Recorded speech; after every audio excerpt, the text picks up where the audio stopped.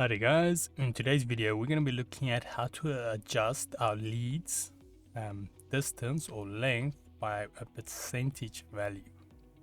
But before that, let's have a quick intro first.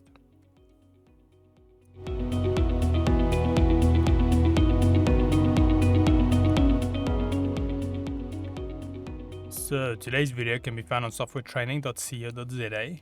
We make short and easy to watch problem solving videos, and we also have daily updates.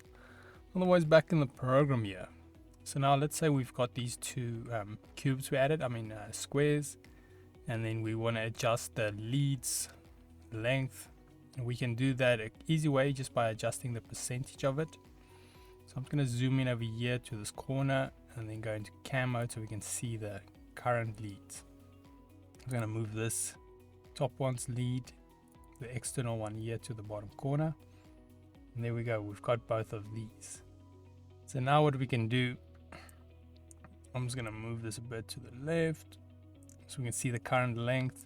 It's about halfway to that little house, so that's the current length of it. So what I'm going to do is go out of cam and then go to configuration, and then we go to the cam tab, fourth one on the left, and then what we want to do is we want to activate the calculation percentage lead in length dash thickness, and we've got this active option. But now you might notice on the top left here it says external contours and the bottom internal. So depending on what you're setting, you could always just obviously activate both. And then I'm going to say apply. At the moment we can see it's at 100%. Now let's change it to 7.64 and 3.82. Now if I had to make this one say 50%, then you will see it updated these two. Now this one is 3.82 and this one's 3.91. But I'm going to go back to 100 so we can just see on the actual cam area here. So if I go back into cam, now you can see where it was previously about halfway to the house, now it is past it. There's a quick way you can adjust your leads in and out, the length.